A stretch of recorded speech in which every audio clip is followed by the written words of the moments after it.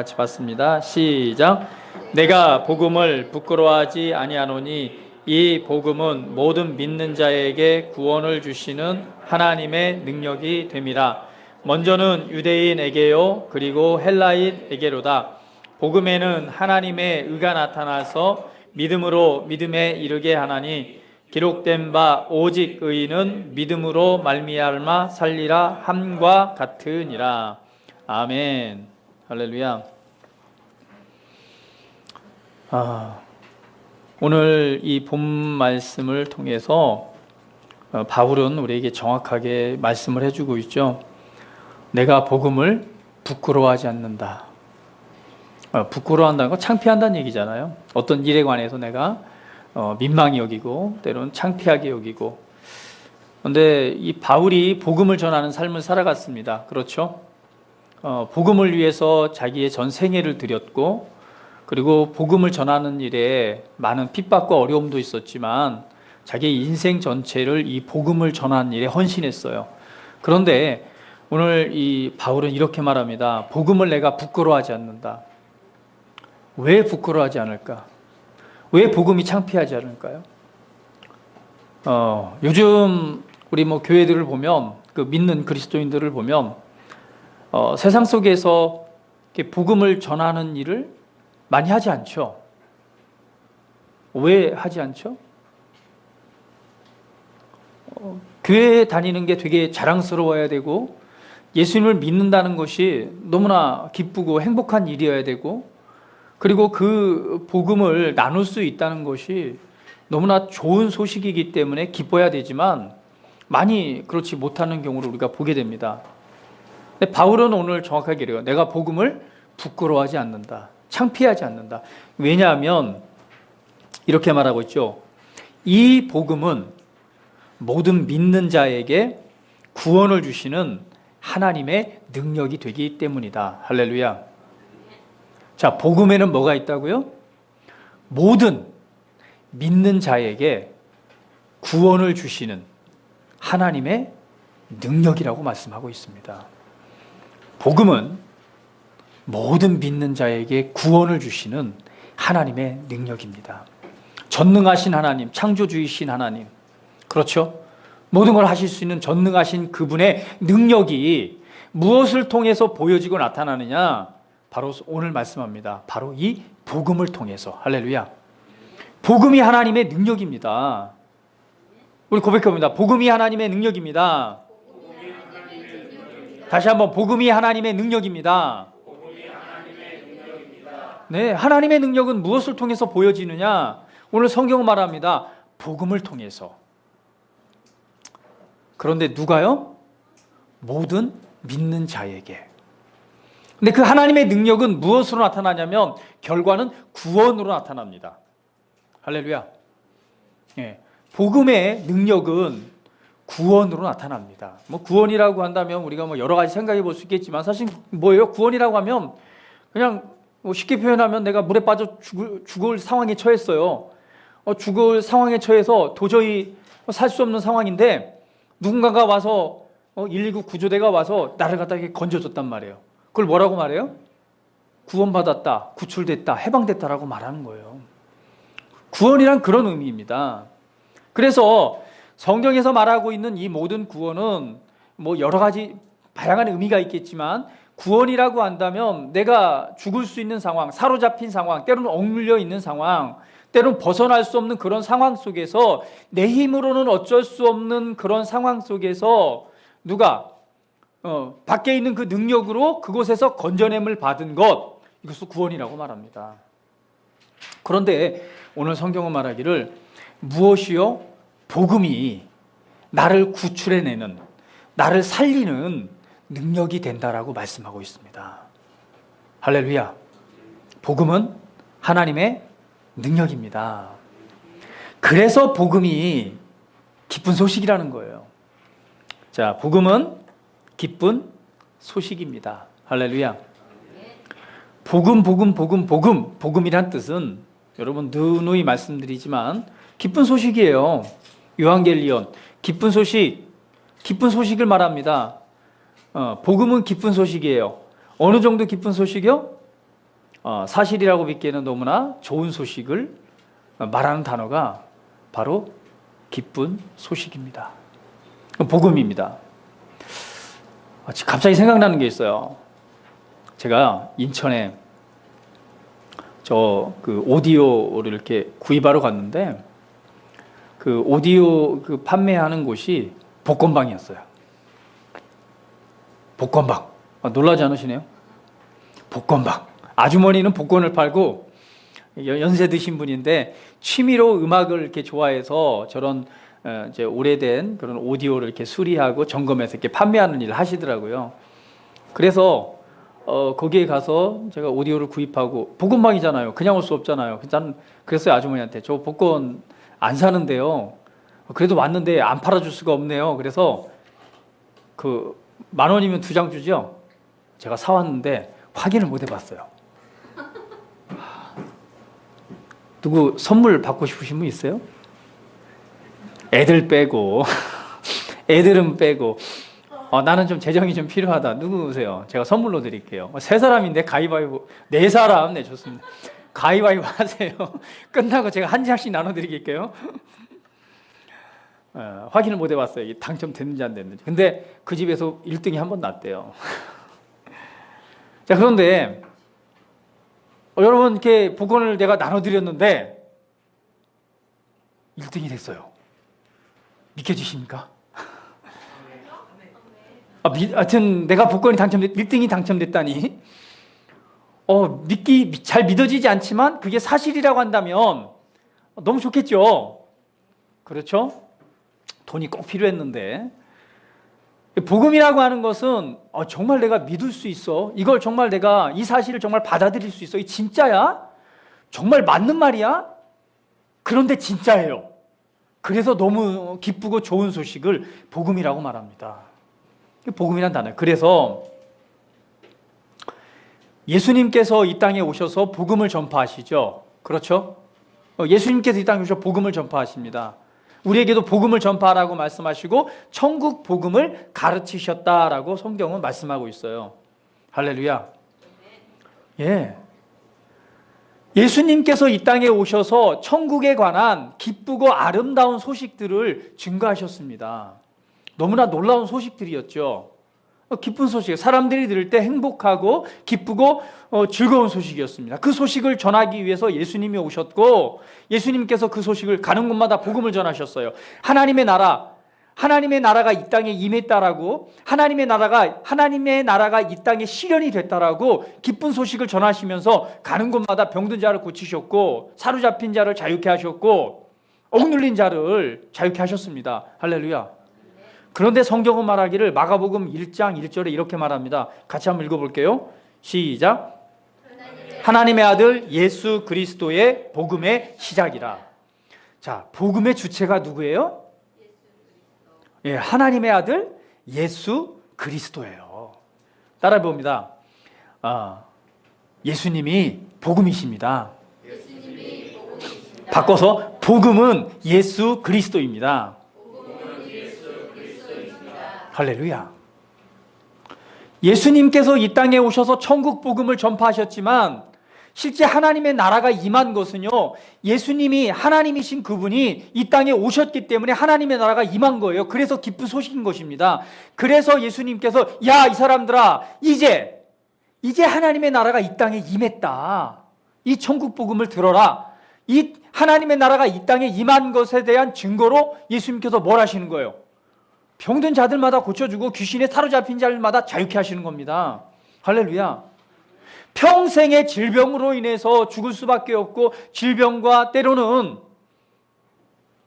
귀신에 사로잡혀서 온전치 못한 인생을 살아갈 수밖에 없는 그들에게 기쁜 소식이 있는 거예요.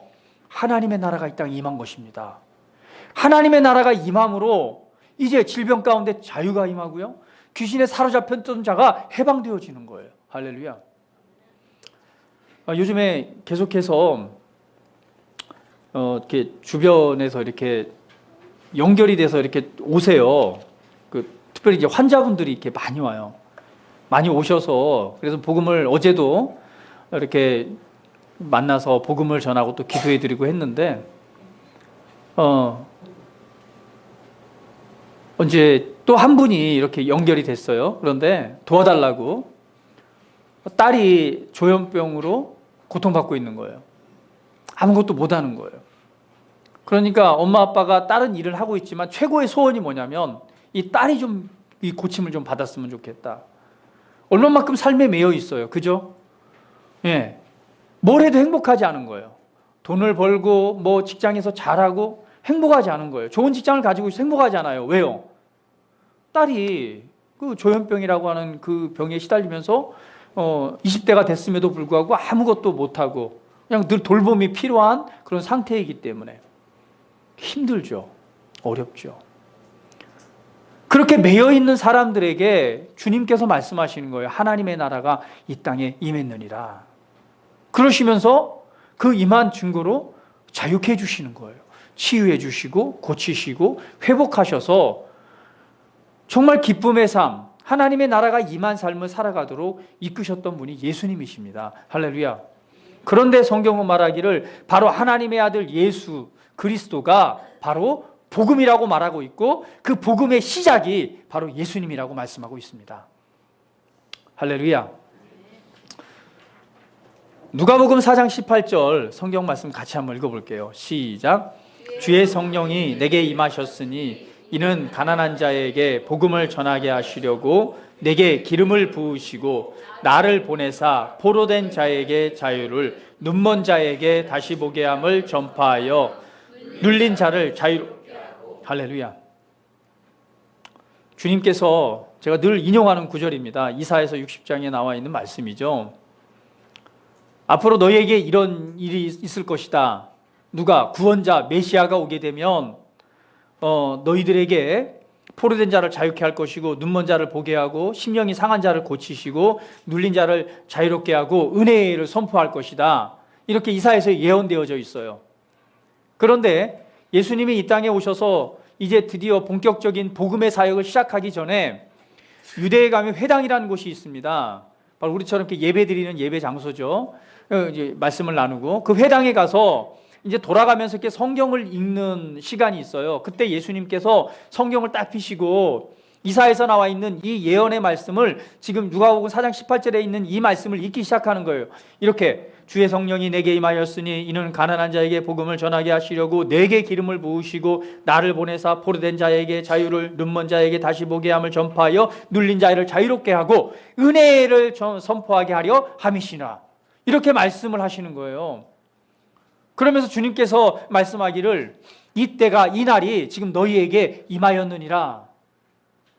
이 말씀을 딱 읽으니까 사람들이 깜짝 놀라는 거예요. 주목해서 예수님 바라보고 아니 저게 누군데 이 말씀을 이렇게 읽고 도대체 이 말씀을 읽고 은혜가 지금 임했다고 하는 저 사람이 누군가라고 딱 쳐다보는 거예요. 그때 주님이 말씀하시는 거죠. 지금 이 순간 너희 귀에 이 말씀이 응했느니라. 네, 예수님께서 오신 목적이고 예수님께서 오셔서 하셔야 될 일들을 예수님 스스로가 내가 복음이시고 복음이고 너희들에게 이런 자유를 선포하기 위해서 지금 이 땅에 이 나라에 이 은혜가 이 말씀이 응했다라고 말씀하시는 거예요. 그리고 마태복음 9장 35절 말씀 같이 읽어봅니다. 시작. 예수께서 모든 도시와 마을에 두루다니사 그들의 회당에서 가르치시며 천국 복음을 전파하시며 모든 병과 모든 약한 것을 고치시니라. 아멘. 아멘. 예수님께서 이렇게 이사야서 말씀을 선포하시고 나서 그 다음 또 뭐예요? 이제 그 말씀대로 도시와 마을에 두루 다니십니다. 다니시면서 회당에서 복음을 가르치시고 그리고 무슨 복음을요? 천국의 복음을 전파하시며 그리고 모든 병과 모든 약한 것을 다 고치기 시작하십니다. 할렐루야. 예, 하나님의 나라가 임하고 구원의 놀라운 은혜가 나타나는 장면이죠. 예수님이 복음이십니다. 할렐루야. 예, 복음은 하나님의 능력입니다. 바울이 왜 복음을 부끄러워하지 않았는가? 그것은 이 복음은 모든 믿는 사람들에게 구원을 주시는 하나님의 능력이기 때문에 그렇습니다. 예수님께서 이 천국 복음을 전파하실 때 이 복음을 듣고 그 사실을 뭐한 사람은, 믿는 사람들은 뭐 했어요? 구원을 얻었습니다. 예수님께서 가시는 곳마다 그냥 병들었으니까 막 고쳐주신 게 아니에요. 가시는 곳마다 하나님의 말씀, 천국 복음을 증거하셨습니다. 할렐루야. 복음을 증거하시고 그 말씀을 듣고 그 복음에 관해서 믿은 거예요. 그 믿은 사람이, 믿는 자들이 믿음으로 그것을 붙들었을 때 예수님께 나온 모든 병든 사람들, 눌려있는 사람들이 다 고침을 받았습니다. 복음은 하나님의 능력이지만 누구에게 역사하느냐? 믿는 자에게 역사합니다. 할렐루야. 제가 항상 인용을 합니다. 예수님께서 친히 이 땅에 오셔가지고 지금 병들어 아픈 사람들에게 기도하신다 하더라도요, 그가 믿지 않으면 믿음의 역사는 나타나지 않습니다. 그렇죠? 성경에 여러분들 잘 아시겠지만 모든 병든 자들을 다 고치셨습니다. 예수님께 나온 자들은 다 병고침을 받았고 다 자유함을 입었습니다. 그런데 유일하게 이 은혜를 받지 못한 사람들이 있어요. 누굴까요? 예수님의 고향 사람들. 그곳에 가서 예수님께서 복음을 전파하셨습니다. 그리고 그들에게 기도를 했는데요, 소수의 병자만 고침을 받았더라라고 말합니다. 그러면서 예수님께서 말씀하시기를 그들이 믿지 않는 것을 이상하게 여기셨더라라고 말씀합니다. 자, 왜 그들이 이런 자유함을 경험하지 못했어요? 왜 이 복음의 능력이 그들 삶에 나타나지 못했어요? 믿지 않았기 때문에. 왜 믿지 않았을까요? 맞아요. 내가 보기에 저 목수의 아들이고 어릴 때 묻는데 에이, 천국 복음을 전파해도 에이, 네가 병을 고친다고? 에이. 네. 믿지 않았기 때문에 믿은 사람 소수의 사람들만 그 복음의 능력을 통해서 구원해, 그리고 이 삶에서 구원받는 놀라운 삶을 살아갔습니다. 할렐루야. 복음은 능력입니다. 하나님의 능력이 있습니다. 그런데 그 능력으로 나타나기 위해서는 어떤 모든 믿는 자에게입니다. 할렐루야. 복음을 믿으십시오. 예, 복음을 믿으십시오. 있는 그대로 순전한 마음으로 받아들이십시오. 그러면 그 복음의 능력은 여러분 삶에 구원의 놀라운 열매로 영광을 맺을 것입니다. 우리가 예수님을 믿음으로 말미암아 구원받았습니다. 그렇죠? 예수님을 믿음으로 말미암아 우리가 생명을 얻었습니다. 그렇죠? 예. 좀 더 살펴볼게요. 자,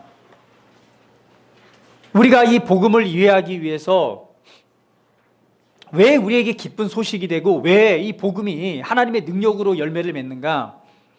예수님께서 값을 지불하셨다라고 하는 사실입니다. 우리 고백해봅니다. 예수님께서 값을 지불하셨습니다. 예, 우리가 뭐 빚을 지면은 반드시 그 채무를 갚아야 되잖아요. 그죠? 예, 누군가는 그것을 갚아줘야 됩니다. 뭐 탕감한다고 그러지만 사실은 뭐예요? 누군가 그것을 대신 책임을 지는 거죠. 빚이 있으면 빚을 갚아야 돼요.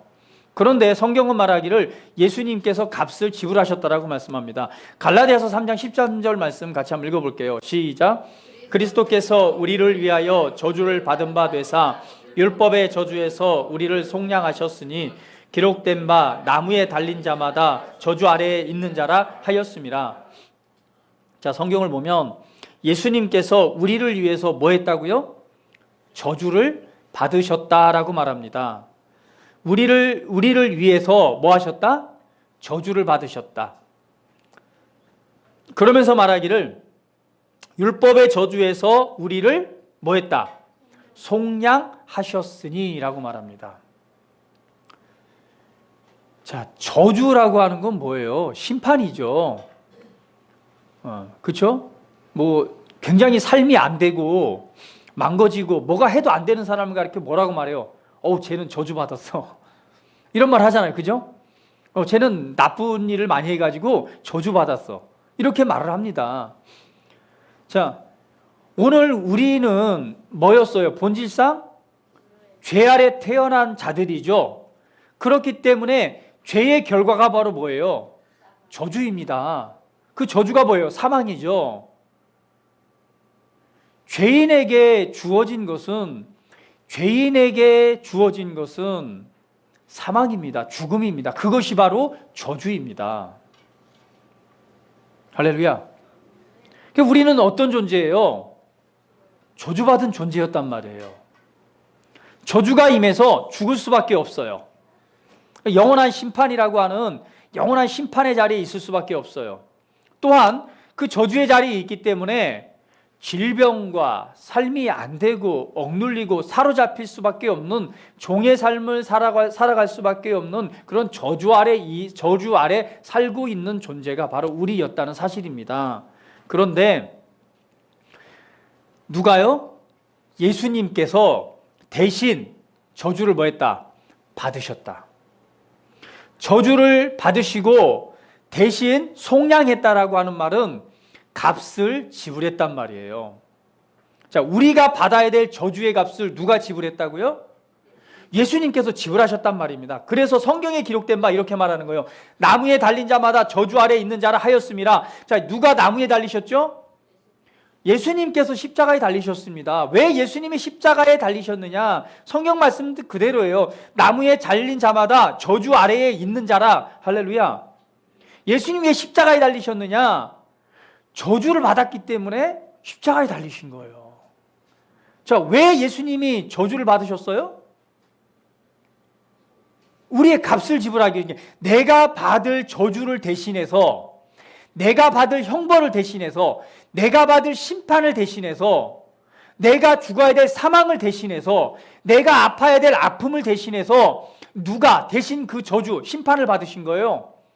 예수님께서 대신 받으신 거예요. 그래서 예수님께서 십자가에 나무에 달리신 겁니다. 왜? 성경에 기록된 대로 나무에 달린 자마다 뭐한 자이기 때문에, 저주 아래 있는 자라 하였기 때문에 예수님께서 우리가 받아야 될 모든 진노와 심판과 저주를 대신 담당하시기 위해서 그 나무에 달리신 거예요. 할렐루야. 바로 그것이 그 십자가에서 저주를 받으심, 십자가에서 고난과 형벌을 받으시고 죽으심으로 말미암아 내가 치루어야 될 모든 값을 예수님께서 갚으신 것입니다. 그것이 바로 속량이라는 거예요. 어떤 값을? 예수님이 흘리신 피의 값을 통해서. 할렐루야. 우리 고백하면 나는 예수님의 피값으로 사셨습니다. 예수님께서 예수님 피값으로 우리를 사셨어요. 할렐루야. 우리에 관한 모든 그 값을 예수님의 십자가의 고난과 죽으심을 통한 그 피값을 지불하심으로 우리를 살리신 겁니다. 어떤 사람이 나를 대신해서 그의 피해값을 지불하고 나를 살릴까요? 여러분의 친구가 여러분을 위해서 대신 피값을 흘리고 여러분에게 생명을 주겠습니까? 대신 생명을 버리고 여러분을 살리겠어요? 그런 친구 있으면 한번 데려와 보세요. 누가? 부모님들이라면 자녀를 위해서 그럴 수도 있죠. 그럴 수 있습니다. 그렇지 못한 부모도 있지만 그럴 수 있는 부모도 있어요. 그러나 부모가 그렇게 했다고 해서 속량이 이루어지는 건 아닙니다. 자, 나를 대신해서 나를 살리기 위해서 그 값을 지불하셨어요. 그래서 저주를 받은 바 되사 율법의 저주에서 우리를 속량하셨다라고 말씀하고 있습니다. 그래서 예수님께서 십자가에서 마지막 운명을 하실 때에 이렇게 말씀하시는 거예요. 하나님, 어찌하여 나를 버리셨나이까? 가상 7언의 7가지 이 언어 중에 그 한마디가 그거잖아요. 하나님 어찌하여 나를 버리셨나이까? 그러니까 예수님께서는 하나님의 아들이시고 하나님이십니다. 그럼에도 불구하고 하나님께서 예수님에게 그 죄로 인한 모든 진노와 저주와 심판을 예수님에게 다 쏟아 부은 거예요. 자, 원래는 그 진노와 저주와 심판의 칼이 누굴 향해 있어요? 죄인들에게 향해 있는 것입니다. 그래서 인류에게 타락이 왔고요. 인류의 질서가 깨트려지고 인류에게 타락이 옴으로 말미암아 전쟁과 다툼과 기근과 질병과 전염병, 억눌림, 사로잡힘, 이 모든 것을 통해서 인류가 고통받다가 죽게 되고 죽은 것으로 끝난 것이 아니라 영원한 심판에 이르게 되는 바로 저주와 진노가 임한 상태가 우리 삶의 모습이었단 말이에요. 그런데 하나님께서 그 죄에 대한 모든 값을 누구에게? 예수님에게 다 쏟아 부으신 거예요. 그래서 예수님이 하나님 어찌하여 나를 버리셨나이까? 라고 고백하는 거예요. 하나님도 버림받았습니다. 저주를 받은 바 되사. 자, 누구 때문에요? 나 때문에. 우리 고백해봅니다. 예수님께서 나 때문에 저주를 받으셨습니다. 예수님께서 나를 살리기 위해서 대신 저주를 받으셨습니다. 할렐루야. 예. 예수님께서 우리를 살리기 위해서 대신 값을 지불하셨다는 사실이에요. 갈라디아서 3장 14절 말씀 같이 읽어봅니다. 시작.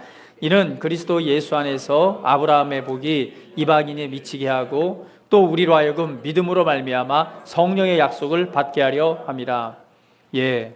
왜 율법의 저주에서 속량하시고 왜 예수님께 저주를 받으셨냐? 이는 그리스도 예수 안에서 아브라함의 복이 이방인에게 미치려 하고 또 우리로 하여금 믿음으로 말미암아 성령의 약속을 받게 하려 함이라.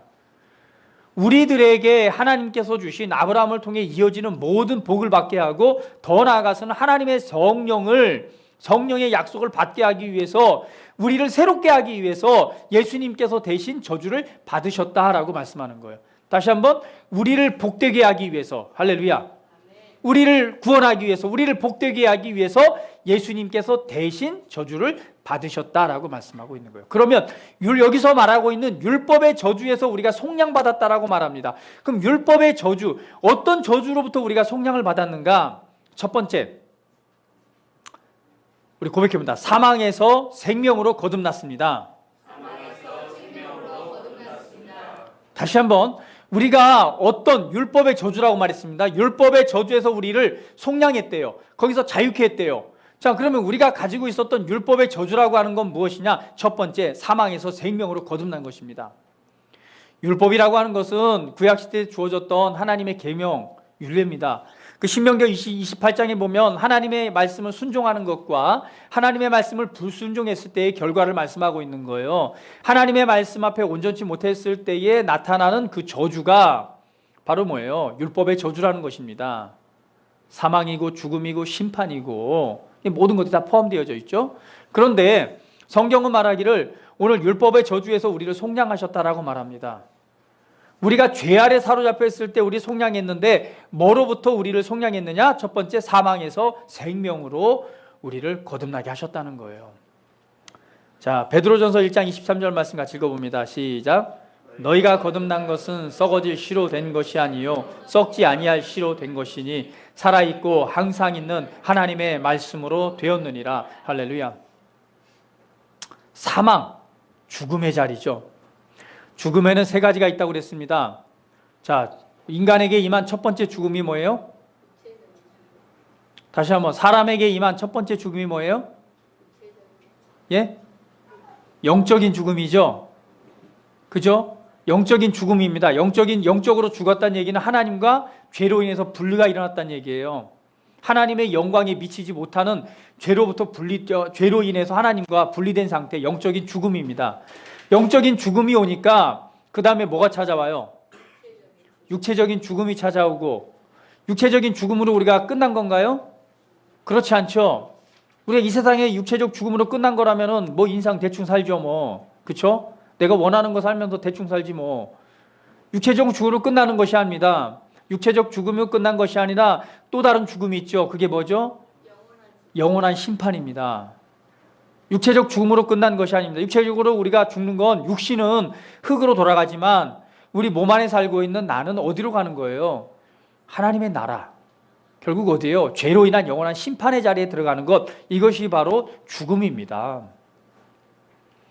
예수님께서 십자가의 저주, 율법의 저주를 감속량하셨다라고 하는 것은 우리에게 임한 이 영적 죽음과 육체적인 죽음과 영원한 심판에 관해서 오늘 이 영적인 죽음 가운데서 우리를 뭐 했단 얘기예요?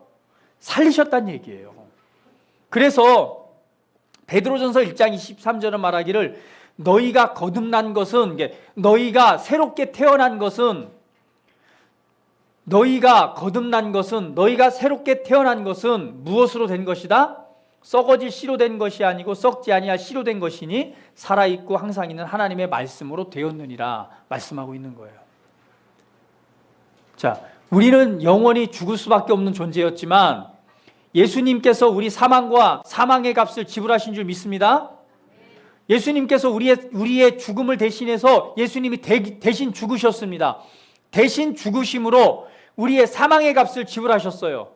그래서 우리의 죽음의 사망의 값을 지불하심으로 우리에게 새로운 생명을 주신 것입니다. 그거를 거듭남이라고 말하는 거예요. 할렐루야. 그래서 예수 그리스도 안에 있는 자마다 새로운 생명으로 다시 태어난 새로운 피조물이라고 말하는 거예요. 고백해 봅니다. 나는 사망에서 생명으로 옮겨졌습니다. 나는 생명으로 새롭게 태어났습니다. 할렐루야. 그것을 오늘 베드로전서는 너희가 새롭게 태어난 것은 다른 것으로 태어난 것이 아니라 썩지 않는, 언제나 항상 존재하는 하나님의 말씀으로 되었다라고 말씀하는 거예요. 그러면서 25절 말씀 같이 읽어봅니다. 시작. 오직 주의 말씀은 세세토록 있도다 하였으니 너희에게 전한 복음이 곧 이 말씀이니라. 할렐루야. 우리가 거듭난 것은 세세토록 영원토록 있는 하나님의 말씀으로 거듭난 거예요. 그런데 이 거듭남을 가리켜서 말하기를 너희에게 전한 복음이 곧 이 말씀이니라. 아멘. 할렐루야.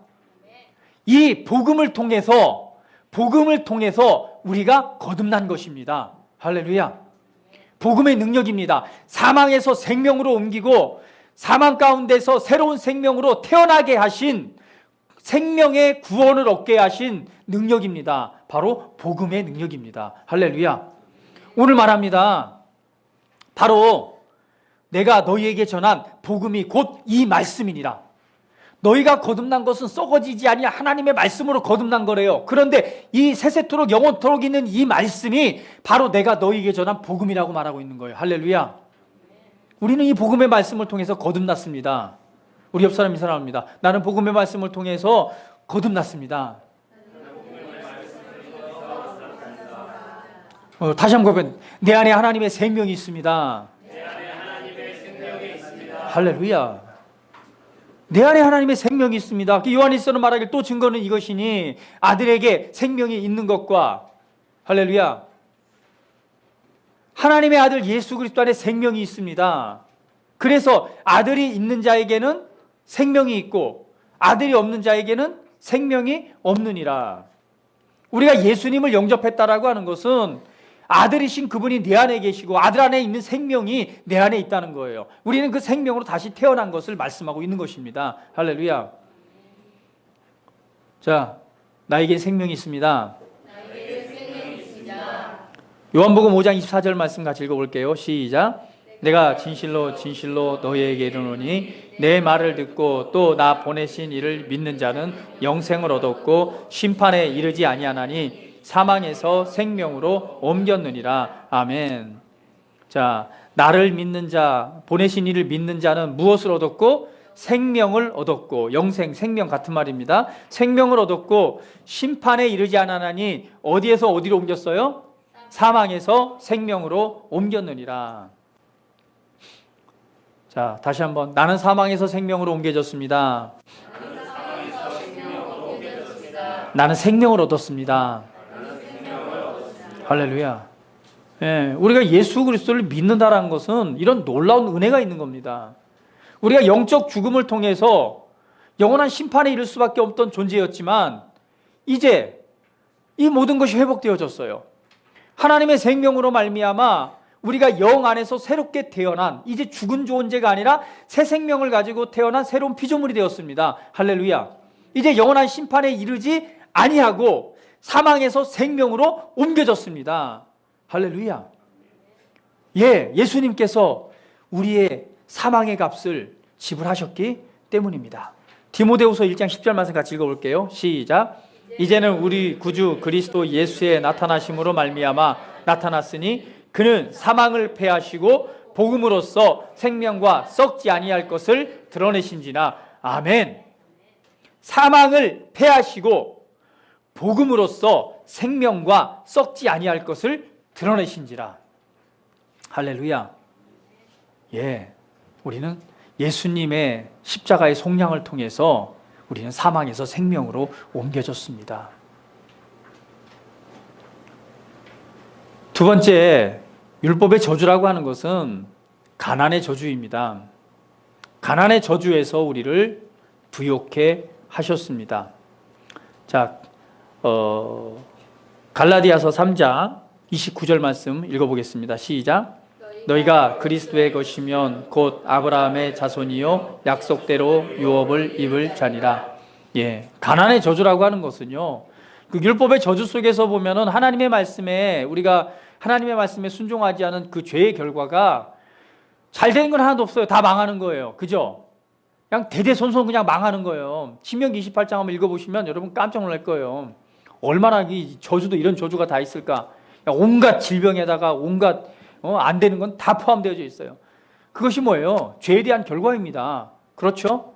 예, 그런 상태에 있는 우리에게 이제는 우리를 어떤 그 가난의 저주에서 해방하셔서 우리를 부욕해 하셨다라고 하는 사실입니다. 너희가 그리스도의 것이면 아브라함의 자손이요 약속대로 유업을 입을 자니라. 우리 고백하면 나는 아브라함의 자손입니다.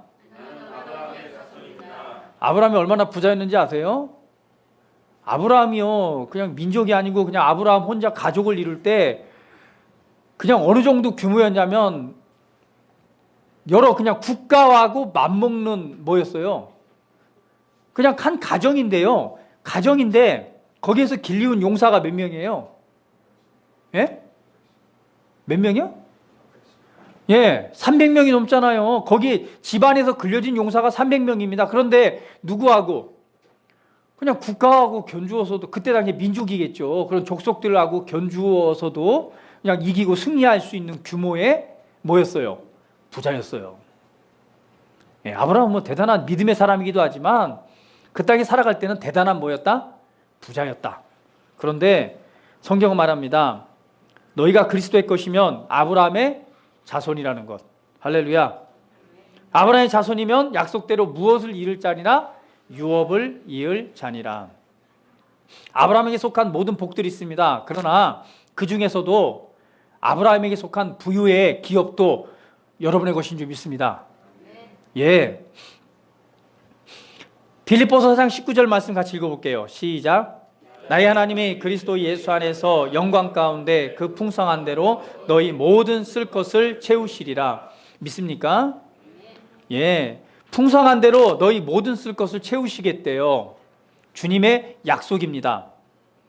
정말입니까? 믿으십니까? 정말로 믿으세요? 풍성한 대로 여러분의 쓸 것을 채우실 것을 믿으십니까? 예, 주님께서 가난의 저주에서 해방하셨기 때문에 이 말씀대로 약속의 말씀을 여러분이 믿는다면 믿는 자는 구원을 얻을 것입니다. 믿는다면 실제로 여러분의 필요한 모든 쓸 것이 채워질 것입니다. 또 볼까요? 마태복음 6장 33절 시작. 그의 나라와 그의 의를 구하라. 그리하면 이 모든 것을 너희에게 더하시리라. 그렇죠? 너희는 먼저 그의 나라와 그의 의를 구하라. 그리하면 이 모든 것을 뭐 하시겠다? 더하시겠다. 그러니까 먹을 것, 입을 것, 마실 것 염려하라, 염려하지 말라. 염려하지 마라. 자, 공중에 나는 새를 보라. 저 들에 피는 백합화를 보라. 너희들이 돌보고 먹이도 주고 뭐 물도 주고 그러지 않지만 하나님께서 돌보시니까 얼마나 잘 자라냐. 저 들꽃의 그 핀 영광이 솔로몬의 영광보다 더 크다라고, 더 위대하다라고 말하잖아요. 그렇죠? 누가 먹이시고 누가 돌보시니까. 하나님께서 먹이시고 돌보시니까. 그러면서 말씀하기를 하물며 너희일까 보냐. 너희의 머리털 하나까지라도 세신 바 되셨다라고 말씀하는 거예요. 공중의 새들도 들에 있는 들풀도 하나님께서 먹이시는데 하물며 진짜 너희일까 보냐.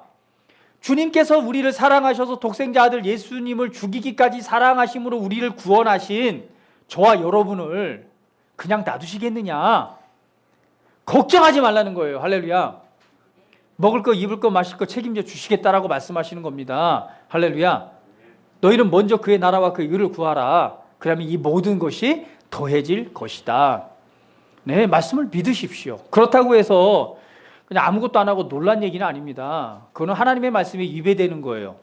하나님께서 일하라고 그랬어요. 일하지 말고 놀라고 그랬나요? 그렇다면 놀아도 됩니다.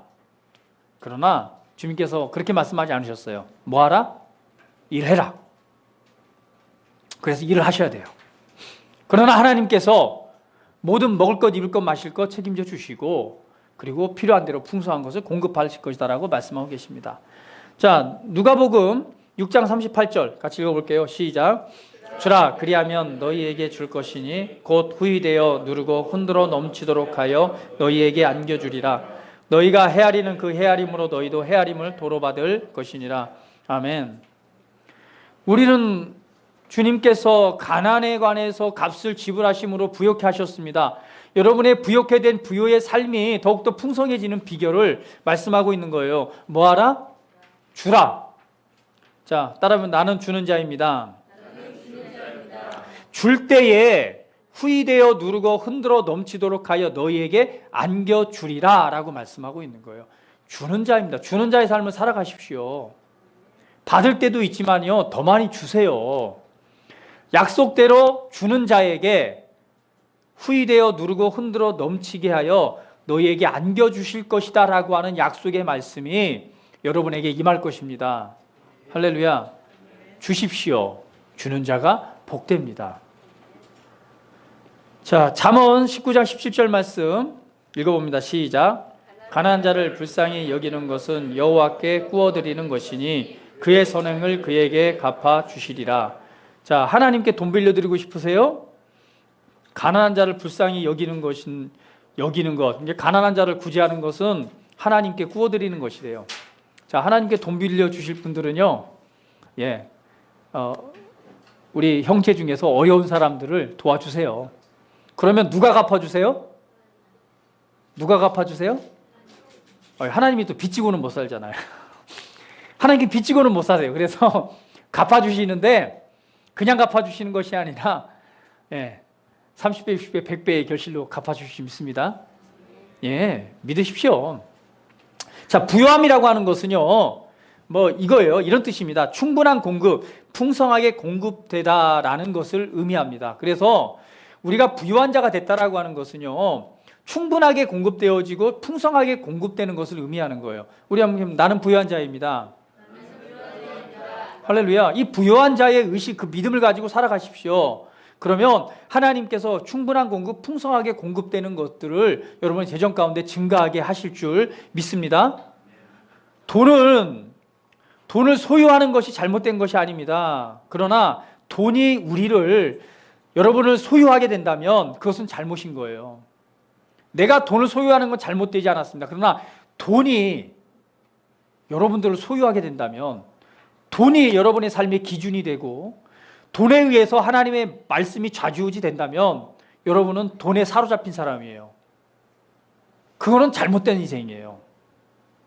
돈을 많이 가지는 것이 잘못된 것이 아닙니다. 우리 돈을 많이 가지고 많이 나누어주고 많이 베풀어주고요, 많이 하나님의 나라와 이웃들과 사랑을 실천하는 일에 물질을 공급해야 됩니다. 그러나 돈에 우리가 노예가 돼서는 안 돼요. 할렐루야. 그래서 돈을 사랑하면 일만하게 뿌리가 된다라고 말하잖아요. 돈을 사랑한다는 얘기는요, 돈이 주인이 된 걸 말합니다. 돈에 의해서 이 모든 것이 결정되어지는 거예요. 아니요, 그렇게 살아가는 것이 아닙니다. 돈에 의해서 결정되는 것이 아니라 말씀에 의해서 결정되어지는 거예요. 할렐루야. 말씀의 원리를 따라 살아가십시오. 자, 디모데전서 6장 10절 말씀 같이 읽어볼게요. 시작. 돈을 사랑함이 뿌리가 되나니 이것을 탐내는 자들은 미혹을 받아 믿음에서 떠나 많은 근심으로써 자기를 찔렀도다. 그렇죠? 그래서 돈을 사랑함으로 말미암아 뭐예요? 믿음에서 떠나게 되죠. 잘못된 인생입니다. 바르지 못한 인생입니다. 돈을 사랑하지 마시고 모든 만물의 주인이시고 공급자 되시는 우리 하나님과 예수님을 사랑하시기를 축복합니다. 할렐루야. 예, 돈을 소유하는 것이 잘못이 아니라 돈에 의해서 소유당하는 것이 잘못입니다. 말씀 안에서 돈을 다스리시고 말씀 안에서 하나님의 나라를 위한 이 재물을 사용하시는 공급자와 통로가 되시는 삶을 살아가시기를 축복을 드립니다. 따라해 봅니다. 나는 부유한 자입니다. 할렐루야. 예, 가난으로부터 값을 지불하심으로 우리를 부욕해 하셨습니다. 세 번째입니다. 율법의 저주 중에 질병의 저주입니다. 신명기 28장 61절 같이 한번 읽어볼까요? 시작. 이 율법책에 기록하지 아니한 모든 질병과 모든 재앙을 내가 멸망하기까지 여호와께서 내게 내리실 것이니, 죄에 대한 결과예요. 죄에 대한 심판입니다. 모든 질병, 모든 재앙을 언제까지요? 멸망할 때까지 내리게 돼 있는 거예요. 왜? 그게 죄에 대한 심판입니다. 원칙입니다. 죄에 대한 결과예요. 그런데 오늘 예수님께서 이 저주 아래서 이 저주를 누가 대신 받으셨다고요? 예수님께서 대신 받으셨다는 거예요. 우리가 받아야 될 재앙, 질병, 우리가 받아야 될 멸망을 대신해서 예수님이 대신 그 심판과 저주를 받으셨습니다. 그러면 내가 받아야 될 저주와 심판이 있어요, 없어요? 내가 받아야 될 저주와 심판이 있습니까, 없습니까? 내가 죽어야 될 사망이 있어요, 없어요? 내가 가난해야 될 이유가 있습니까, 없습니까? 내가 가난해야 될 이유가 있어요, 없어요? 예수님께서 다 값을 지불하셨는데 내가 왜 이 저주 아래 삶을 살아가야 됩니까? 그렇지 않습니다. 아픈 것은요, 하나님의 뜻이 아닙니다.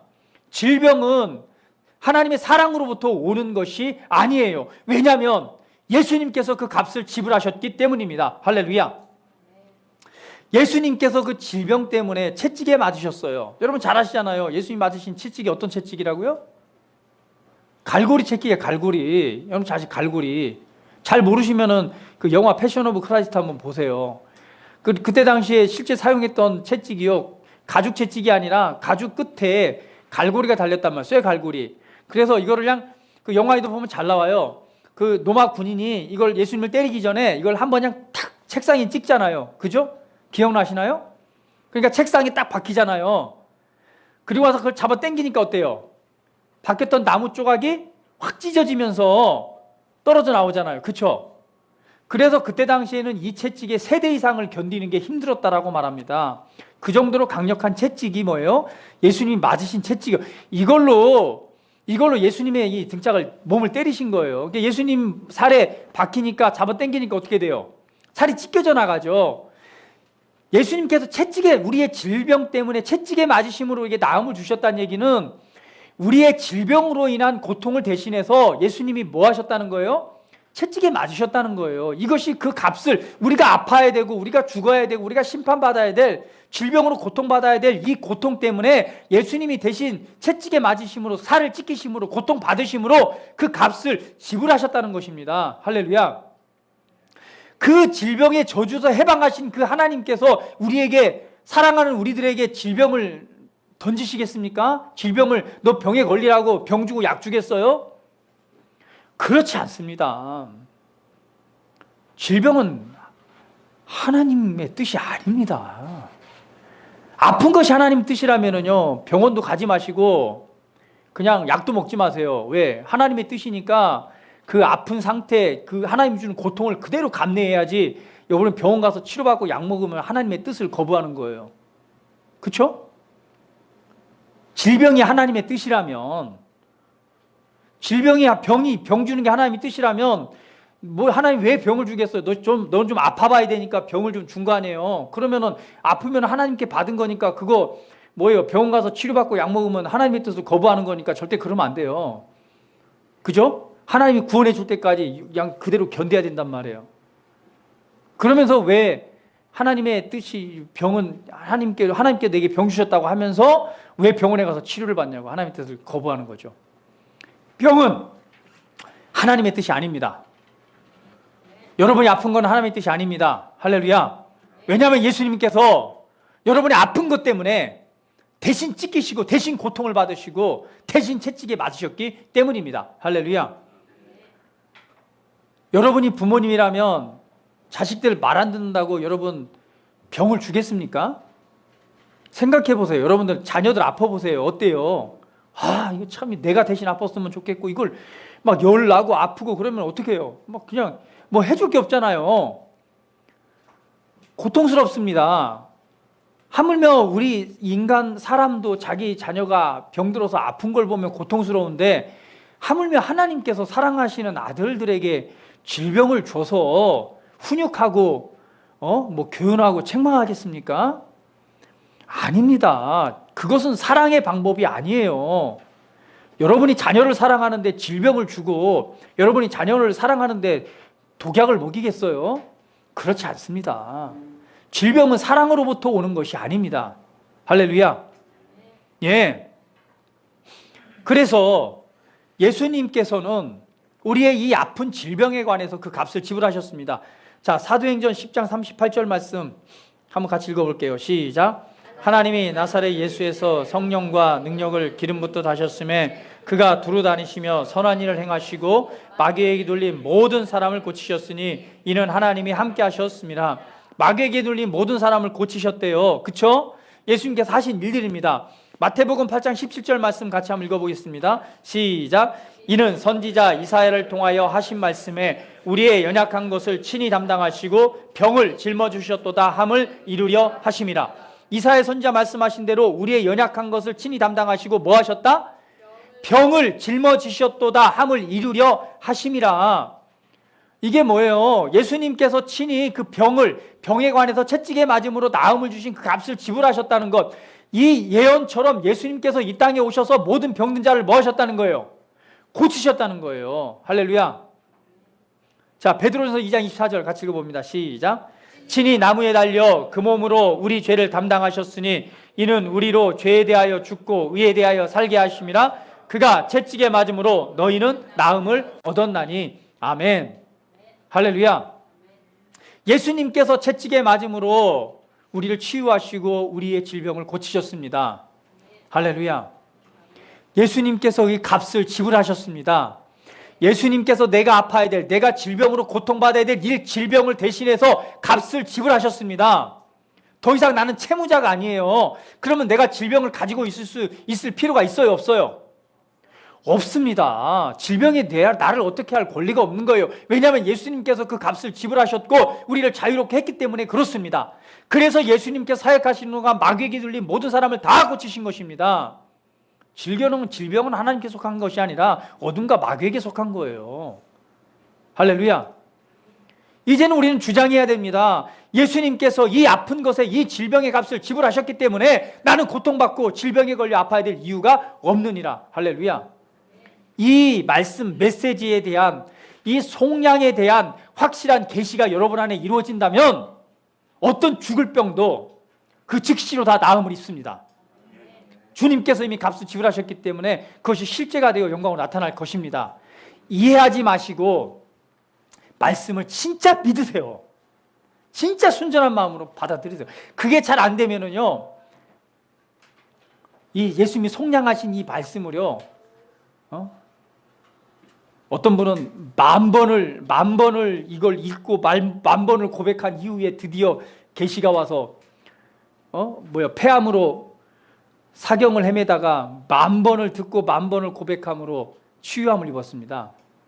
이미 치유하신 것이 은혜로 나타난 거죠. 할렐루야.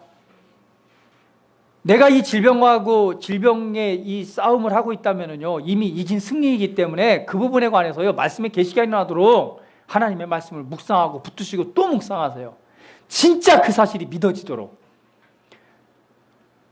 복음은 모든 믿는 자에게 구원을 주시는 하나님의 능력입니다. 누구에게요? 모든 믿는 자에게. 여러분이 이 우리 이 모든 저주 가운데서 해방하신 복음이신 예수님께서 저주를 감당하시고 저주 가운데 해방하신 이 놀라운 사실을 여러분들이 믿는다면 구원은 여러분의 것입니다. 예수님을 믿는 것, 그죠? 생명을 얻는 거는 잘 믿었어요. 다른 삶에 있어서의 모든 부분 감당하신 이 속량의 은혜를 여러분 것으로 삼으시기를 바랍니다. 할렐루야. 예수님께서 이 값을 지불하심으로 우리를 자유케 하셨습니다. 할렐루야. 네, 우리 아파야 될 이유가 없는 거예요. 자, 아픈 데 있나요? 아픈 곳 하면 손 한번 얹어보세요. 아픈 곳에 손 한번 얹어보세요. 내가 지금 아픈 곳, 신성한 건강 가운데 걷고 있는 사람은 전혀 아픈 곳이 없겠죠? 네, 고질적으로 낫지 않는 병, 아픈 곳에 손 얹어보세요. 자, 손을 얹고 우리 고백해봅니다. 예수님께서 나의 질병에 값을 지불하셨습니다. 나는 아파야 될 이유가 없습니다. 예수님께서 채찍에 맞으심으로 나음을 주셨습니다. 예수 이름으로 통증과 질병은 내 몸에서 사라져라. 사라지게 하시니 감사합니다. 할렐루야. 예, 생명의 능력 안에서 신성한 건강 가운데 주님의 구원의 삶을 살아가시기를 축복을 드립니다. 제자란 복음을 말하는 자입니다. 주님께서는 저와 여러분을 제자로 부르셨습니다. 이 기쁜 복음을 우리에게 선물로 주셨고 이제 우리에게 말씀합니다. 너는 복음을 말하라. 여러분이 제자라면 복음을 말하는 자가 제자입니다. 이 기쁜 소식을 왜 나만 갖고 있어요? 전하십시오. 말하십시오. 따라해봅니다. 제자는 복음을 말하는 사람입니다. 네. 복음, 이 하나님, 바울은 말합니다. 이 복음은 부끄러워하지 않습니다. 모든 믿는 자에게 구원을 주시는 하나님의 능력이 되기 때문입니다. 이 복음이 필요한 수많은 사람들이 있습니다. 이 복음에 하나님의 능력이 들어있습니다. 여러분 담대하게 복음을 전하십시오. 그리고 주님께서 자유케 하신 사실을 선포하십시오. 그것을 그냥 붙든 사람마다요 놀라운 구원의 은혜를 경험하게 될 것입니다. 할렐루야. 여러분을 통해 복음의 밝은 빛이 더욱더 세상 가운데 흘러가기를 축복을 드립니다. 다 같이 기도드리겠습니다. 이 시간 우리 고백하며 기도합니다. 복음은 하나님의 능력입니다. 복음 안에는 우리를 구원하는 하나님의 능력이 있습니다. 이것을 통해 내가 생명을 얻었고 가난으로부터 부유한 자가 되었고 질병의 저주로부터 신성한 건강의 삶을 살아가는 존재가 되었습니다. 이 복음의 놀라운 소식, 이 기쁜 소식, 다른 것으로 내 노력으로 얻는 것도 아닙니다. 내 열심으로 얻어지는 것도 아닙니다. 나는 그냥 그 사실을 믿음으로 선물로 받습니다. 이 놀라운 은혜를, 이 기쁜 소식을 내게 선물로 주셔서 감사합니다. 이제 내가 이 복음을 전하는 정말 그리스도의 제자로서의 삶을 살아가겠습니다. 한번 고백합니다.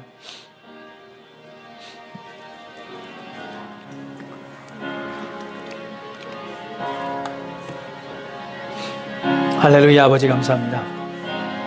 복음은 하나님의 능력입니다. 복음은 기쁜 소식입니다. 너무나 좋은 소식입니다.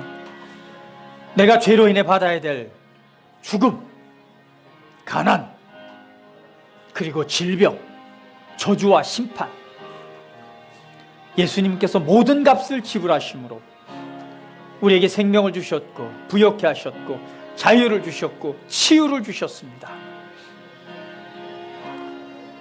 복음을 부끄러워하지 않습니다. 이 복음은 모든 믿는 자에게 구원을 주시는 하나님의 능력이기 때문에 그렇습니다. 내가 이 복음을 믿습니다. 내가 이 복음을 믿음으로 구원을 얻습니다. 내가 이 복음을 믿습니다. 내가 이 복음을 믿습니다. 그리고 이제 복음을 전하는 제자의 삶을 살아가겠습니다. 세상에는 이 복음이 필요한 너무나 많은 사람들이 있습니다. 질병으로 인해 고통받고 가난으로 인해 고통받고 심판과 저주와 어둠에 사로잡혀 고통받고 있는 수많은 영혼들이 있습니다. 그들의 삶이 망가지고 무너지고 사로잡혀서 고통과 눈물 속에 살아가는 수많은 사람들이 있습니다. 그들에게 바로 이 기쁜 소식이 필요합니다.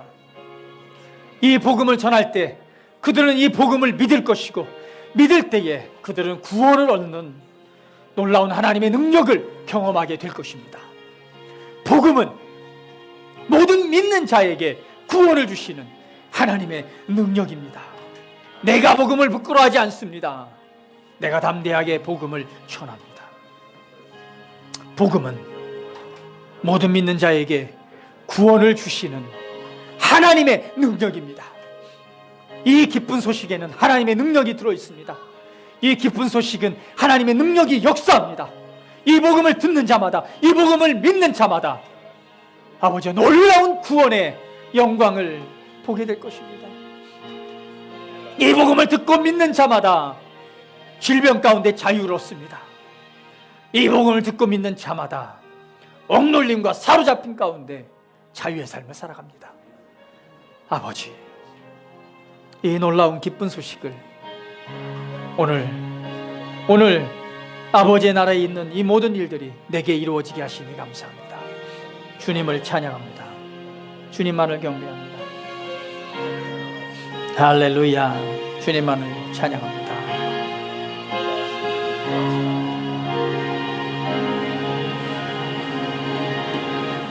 할렐루야. 아버지 감사합니다. 너무나 이 놀라운 기쁨의 소식을 우리 다시 한번 생각하게 하시고 다시금 붙들게 하시니 감사합니다. 우리 예수님께서 복음이십니다. 복음이신 그분께서 우리에게 속한 모든 저주의 값을 다 지불하셨습니다. 사망과 가난과 질병과 어둠, 억눌림, 사로잡힘, 우리의 영원한 것과 또 이 땅에 속한 모든 삶을 망가뜨리는 모든 이 저주에서 우리를 해방시키셨습니다. 주님께서 그 값을 지불하셨습니다. 이제 우리가 그 사실을 믿음으로 오늘 복음의 능력이 우리 삶에 나타나 하나님의 놀라운 구원의 영광으로 보여지게 하시니 감사합니다. 생명을 주시니 감사합니다. 부욕케 하시니 감사합니다. 질병으로부터 자유케 하시니 감사합니다. 주님을 찬양합니다. 이제 기쁜 소식을 전할 때에 복음이 필요한 수많은 영혼들이 이 기쁜 소식들을 갈망하고 있습니다. 원하고 있습니다. 해답을 찾기를 원하고 있습니다. 그 해답을 들려줄 때 그들이 믿고 믿을 때에 하나님의 놀라운 능력이 이 복음을 통해 역사할 줄 믿습니다. 우리는 복음을 전하는 그리스도의 제자입니다. 주님을 찬양합니다. 예수 그리스도의 이름으로 기도합니다. 아멘.